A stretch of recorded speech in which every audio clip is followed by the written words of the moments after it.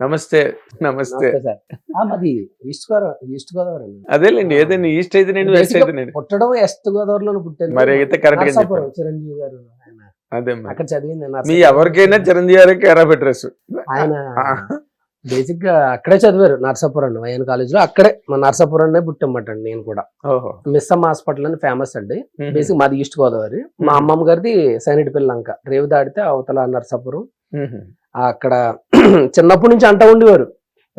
మా మా తాతగారి ఇంట్లో రామయ్య ఇదిలో కృష్ణ అని ఎప్పుడో అంటండి. మా తాతల్లో ఆ యంగ్ ఏజ్ లో ఉన్నప్పుడు ఎప్పుడో సంథింగ్ ఆ సినిమా షూటింగ్ జరిగిందంట. ఎద్దులు ఉంటాయి కదా, మైసూర్ ఎద్దులు, ఆ సినిమాలో ఆడారంటండి. ఈ ఎద్దులు వీళ్ళ ఎద్దులు అలా బాగా చెప్తూ ఉండేవారు. చిరంజీవి గారు అప్పుడు ఎక్కడికి వచ్చారు షూటింగ్ కి అది ఇది అని చెప్తే తెలియకుండా నేను వైఎన్ కాలేజీలోనే చదవాలని చెప్పి ట్రై చేశానండి. నేను ఆయన చదివారని చెప్పి అక్కడ సీటు కోసం ట్రై చేశాను. కట్ చేస్తే మనకున్న ఇబ్బందుల మేరకు మనం ఈస్ట్ గోదావరిలోనే చదవాల్సి వచ్చిందంటే హాఫ్ డే వర్క్ చేసుకుంటూ హాఫ్ డే చదవటం ఉంది. అదైతే మార్నింగ్ వెళ్తే సాయంత్రం దాకా రావటం.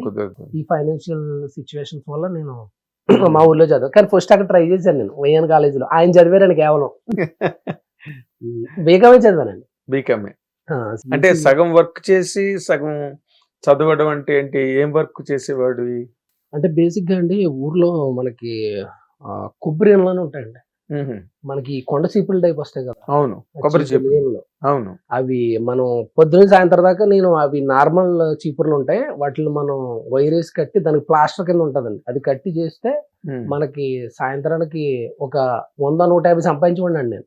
ఇప్పుడు మార్నింగ్ కాలేజీకి వెళ్ళి మధ్యాహ్నం 1 గంట కల్లా వచ్చేసి లంచ్ చేసుకుని ఇంకా అక్కడ కూర్చుని సాయంత్రం ఒక 1000 కట్టామనుకోండి, 1000 చీపుర్లు మనకు ఒక 100 రూపాయలు అలా వస్తుంది అనమాట అండి. ఓకే, అట్లా. అది నేను చాలా నా కాలు హైట్ గా ఉండటం వల్ల పొద్దు నుంచి సాయంత్రం దాకా వాళ్ళు 100-150 సంపాదిస్తే నేను ఆఫ్టర్నూన్ నుంచి నైట్ దాకా కొట్టేసి అండి.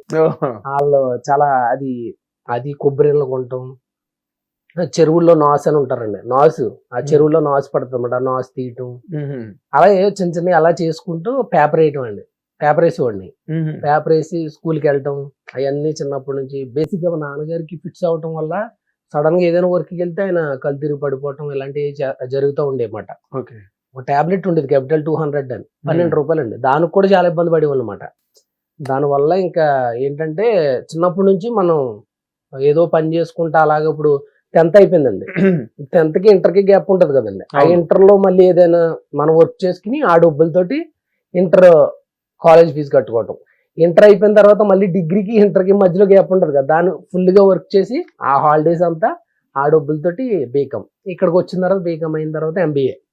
ఒక సబ్జెక్ట్ ఆగిపోయిందండి, సెక్యూరిటీ అనాలిసిస్ పోర్ట్ఫోలియో మేనేజ్మెంట్ అని ఒక్క సబ్జెక్ట్ ఆగిందండి. అది ఏం చేశానంటే ఏదో షూటింగ్ వచ్చిందని చెప్పి లక్ష్మీ రావే మా ఇంటి గారు మన గిరిధర్ గారు ప్రొడ్యూసర్, అప్పుడే ట్రయల్స్ లో ఉన్నా. అది వచ్చిందని చెప్పి నేను ఏం చేశానంటే ఆ ఎగ్జామ్ ఆపేశాను. ఆ తర్వాత నేను కొంచెం యాక్టర్ అయిన తర్వాత 2-3 సార్లు వెళ్ళి రాసాను ఆ ఎగ్జామ్. అది అవల. ఎంబీఏ అయితే అలా ఉండిపోయింది. ఫైనాన్స్ అండి. బేసిక్ గా మనం ఏంటంటే కొంచెం ఎక్కువ తెలియదు కదండి, మన అంత ఇంగ్లీష్ వీక్ అవటం వల్ల తెలియదు. కానీ బీకామ్ అయిన తర్వాత డిస్టెన్స్ లో ఎంబీఏ చదువుతూ నైట్ కోకోకోలా జాబ్ చేస్తూ అప్పుడప్పుడు క్లాసెస్కి వెళ్తూ ఆ డే టైం అంతా నేను కరెక్ట్ గా కంపెనీ వెహికల్ ఒకటి ఉండేదండి. నేను మియాపూర్ దగ్గర అమీన్పూర్ అని ఉంటుంది, అక్కడ కోకోకోలా కంపెనీలో చేసేవాడిని. నెలకు 6,000. నైట్ 10 నుంచి మార్నింగ్ 6 దాకా షూటింగ్ చేసుకునండి. నేను ఒకసారి ఏం చేసేవాడిని అంటే ఇక్కడ దిగిపోయేవాడిని అమీర్పేట. ఆ ఫ్రెండ్ రూమ్ అక్కడ నుంచి అమీర్పేట నుంచి కృష్ణానగర్ ఎక్కడ ఉదుకుకి వెళ్ళి అక్కడ ఫ్రెండ్ రూమ్ లో ఫ్రెష్ అప్ అయ్యి మళ్ళీ అక్కడ నుంచి అవన్నీ తిరిగేసి కృష్ణానగర్, అప్పుడు తెలియదు కదా గణపతి కాంప్లెక్స్ అయ్యి తిరగటమే. అలా ఆఫీస్ అయ్యి శ్రీనగర్ కాలనీ అలా తిరిగి మళ్ళీ ఇక్కడ నుంచి నడుచుకుంటా అమీర్పూర్ అండి. డైరెక్ట్ అమీర్పూర్ అంటే మీరు లెక్కేసుకోండి ఎక్కడంటే మన మైత్రివనం కాడ దిగినోండి. అక్కడ నుంచి కృష్ణానగర్ నుంచి హైటెక్ సిటీ, ఫిల్మ్ నగర్ అది అంతా నడుచుకుంటా అటు నుంచి అటు సాయంత్రానికి నిజాంపేట అది ఉంది కదా, జేఎన్టీ ఉంది కదండి, అక్కడ మా ఫ్రెండ్ వాళ్ళ అన్ని పాగల్ సినిమా తీసాడండి డైరెక్టర్. నా ఫ్రెండ్ నేనే అబ్బాయిని రైటర్ ప్రసన్న కుమార్ దగ్గర పెట్టా. ఆ అబ్బాయి వాళ్ళ అన్నయ్య రూమ్ ఉండేది. ఆ రూమ్ లో భోజనం చేసి మళ్ళీ అక్కడ నుంచి మళ్ళీ నడుచుకుంటా కోకోకోలా కంపెనీ నైట్ 10 కల్లా మళ్ళీ అక్కడ ఉండాలి. ఆ 10కి వెళ్ళి అక్కడ జాబ్ చేసి మార్నింగ్ 6 దాకా చేసుకుంటా. ఇలా జరుగుతూ ఉంటే ఇంకా ఎండి అన్నారు, ఆయన ఉంటారు కదా మేనేజర్, ఆయన అన్నారు ఒకసారి నిద్ర వచ్చేసిందండి. నైట్ నిద్ర చేసి పడుకుంటే ఒక 250 కేసెస్ కోకోకోలా ఎక్స్ట్రా వెళ్ళిపోయాయండి. అక్కడ సెక్యూరిటీ గార్డ్ చూసి వీడు లోడ్ సరిగ్గా చేయించట్లేదని కంప్లైంట్ ఇచ్చాడు. కంప్లైంట్ ఇస్తే మేనేజర్ వచ్చాడు, నువ్వు చేస్తే సినిమాలైనా చెయ్యి, లేకపోతే జాబ్ అయినా చెయ్యి, నువ్వు రెండు సెట్ అవ్వదు నీకు. ఇంకా సర్లే అని చెప్పి ఇంకా అది మానేసామాట. మానేసి అలా తిరుగుతున్నాం, అలా ట్రై చేస్తున్నాం, ఏదో అలాగే తిరుగుతాం. ఎప్పుడు వచ్చింది బ్రేక్? అసలు జబర్దస్త్లోకి ఎలాగొచ్చావు నువ్వు? జబర్దస్త్ ఫస్ట్ మన సత్య ఉన్నారు కదా, కమెడియన్ సత్య, అవును. ఆ అన్న బాగుండేవాడు నాతో. అతను రైటర్ ప్రసన్న కుమార్ ఇద్దరు కలిసి ఈడు మంచి యాక్టర్ అని చెప్పి వీళ్ళిద్దరు ఏం చేశారంటే మన శక్లక్ శంకర్కి పరిచయం చేశారు. ఓ ఫస్ట్ ఎపిసోడ్ భయం వేస్తుంది, అందరూ ఉన్నారు, కరెక్ట్గా వెళ్ళి ఏదో చిన్న డైలాగ్ చెప్పిన వెంటనే రోజా గారు ఆ హైట్ ఉన్న అబ్బాయి పేరేంటి, అబ్బాయి బాగా చేసాడు అని ఫస్ట్ స్కిట్ లోనే చెప్పేస్తే ఈ మిగతా ఆర్టిస్టులు అందరూ ఇన్ని 50-60 ఎపిసోడ్ నుంచి చేస్తున్నాం, మమ్మల్ని పేరు ఎప్పుడు అడగలేదు, నువ్వు ఫస్ట్ ఎపిసోడ్ బాగా అడిగారు నిన్న అని చెప్పి అన్నారు. ఎక్కువ చేసి వెళ్ళి ప్రోమోలో పడిపోతుండే. తర్వాత నాగబాబు గారు ఒక 2-3 ఇయర్స్ చేయగానే మన లోఫర్ సినిమా పూరి సార్కి కాల్ చేసి నాగబాబు గారు, అదే సి కళ్యాణ్ గారి సినిమా, సి కళ్యాణ్ గారు జస్ట్ ఒక 10 రోజులకి 30,000-50,000 ఇప్పించారు. అప్పుడు ఫస్ట్ టైం మనం అంత పేదరికంలో ఉన్న వాళ్ళకి సడన్ గా మంచి అమౌంట్ వచ్చిందన్నమాట.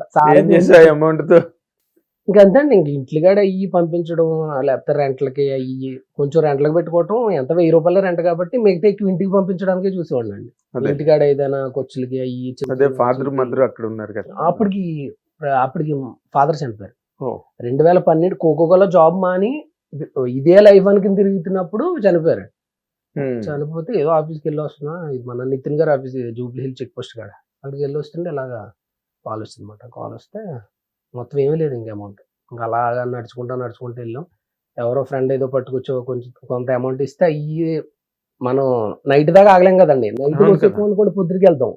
మనకు అప్పుడే పొద్దురు 10ంటికి తెలిసినప్పుడు పొద్దురు 10ంటికి బయలుదేరితే ఆ మారతా వెళ్ళేసరికి డబ్బులు కూడా అయిపోతే అక్కడికి వెళ్ళిన తర్వాత కొంచెం ఇబ్బంది అయింది. పాపం మా చిన్నాళ్ళు మంచోళ్ళు, మా సొంత చిన్నాను కానీ మా మదర్ వాళ్ళ చెల్లెలు హస్బెండ్స్ మన దగ్గర 1 రూపీ కూడా లేదు, ఆఖరికి కట్లకి కూడా లేవు. వాళ్ళు ఏం చేశారంటే పాపం వాళ్ళే వచ్చి మొత్తం వాళ్ళు ముగ్గురు కలిసి ఒక 50,000 దాకా అయ్యి మొత్తం అన్ని కార్యక్రమాలు అన్ని సెట్ చేసి ఇది చేశారు. కొంతమంది వచ్చిన చుట్టాలు అయితే మొత్తం హెడ్ బచ్ చేపించేశారు. ఎందుకు నీకు అది ఇది మీ నాన్నగారు. అదే అడగబోతున్నాను నేను, అసలు ఇంట్లో తిట్టలేదా నిన్ను? మొత్తం కొంతమంది బయట వాళ్ళు, ఇంట్లో వాళ్ళు ఎప్పుడు అనేవారు కాదండి. పాపం మా మదర్ ఎప్పుడు పాపం నెలంతని స్కూల్లోని అంగన్వాడీ ఈ స్కూల్లో ఉంటాయి కదా, స్కూల్లో ఫుడ్ వండి పెట్టడం ఇది చేసేవారు ఆవిడ. ఎప్పుడు అనేవారు కాదు. ఒక్కసారి ఏమైందంటే, నేను హైదరాబాద్ నుంచి ఇప్పుడు ఇలాంటి ఫ్రెండ్ ఎవరైనా ఒక 101 రూపాయి అండి అప్పుడు ట్రైన్ టికెట్, 101 అడగటం, కరెక్ట్గా 101 అడిగండి. నర్సాపురం వెళ్ళాక అక్కడ చూద్దాంలే, నర్సాపురం దిగి అన్నట్టు ఆలోచించుకోండి. ఎక్కువ ఒక్క 10 రూపాయలు కూడా ఫ్రెండ్ ఎక్కువ అడగాలనిపించేది. అది ఎంత అవసరం అయితే అంత అడిగి తీసి బయలుదేరి వచ్చేసేవాడిని. ఒకసారి చెప్పులు దిగిపోతే మా అమ్మ అలా చూసి తన దగ్గర ఉన్న 200 ఇస్తే నాకు అసలు కళ్ళంపడ అలాగే నీళ్ళు గారిని. పాపం ఆవిడ వండుకున్న ఆవిడ డబ్బులు ఇచ్చింది అనమాట. కానీ వద్దని మాత్రం అనలా. సర్లే నీకు ఇష్టం అంటున్నావు కదా, జాగ్రత్తగా చేసుకోన్నారు తప్ప ఇబ్బంది పెట్టలా. తర్వాత చిన్న అవకాశాలు రావటం, ఎంతో కొంత ఒక 3,000-4,000 వచ్చినప్పుడు 10,000 వస్తే ఒక 2,000 మనం ఉంచుకోవటం, 8,000 అలా ఇవ్వటం, అలా స్లోగా సెట్ చేసుకుని కొన్ని అడిగి రంగస్థలం ఎప్పుడైతే రిలీజ్ అయిందో సుకుమార్ గారి వల్ల ఒక ఇల్లు, ఒక ల్యాండ్ కొని. ఎందుకంటే అక్కడ అదే మన తాటాకి ఇంట్లో ఆ వాటర్ పడుతుంటే దాన్ని నీరు కారిపోతుంటే అవన్నీ గుండుగులు దాకలో పెడుతుంటే మూలకు పడుకుని ఈ రోజులు చూడటం వల్ల నాకు ఏమనిపించింది అంటే, హైదరాబాద్ ఇల్లు మీద లేదు నాకు ఎప్పుడు. ఊర్లో అదే ప్లేస్ లో మనం ఇల్లుకి ఇబ్బంది పడ్డాం కాబట్టి అక్కడ మనం ఇల్లు కట్టాలన్నది బలంగా వెళ్ళిపోయింది బ్రెయిన్ లో. అప్పుడు ఒక 4 సెంట్లు కొని అక్కడే ఇల్లు కట్టావా? ఇల్లు కట్టాం. ఆ ఇల్లు మా అమ్మ పాపం ఇక్కడ ఒక 1 మంత్ ఉంటుంది, ఆ ఇల్లు వదలలేదు అనమాట. ఒక 1 మంత్ అయ్యేసరికి అక్కడికి వెళ్ళిపోయాము. 1 మంత్ అక్కడ, లేకపోతే 2 మంత్స్ అక్కడ ఉంటే 2 మంత్స్ ఇక్కడ. ఇల్లు అంటే అంత ఇష్టం అన్నమాట. ఆ ఇల్లు మీద అంత ప్రేమ వచ్చేసింది మా అమ్మ.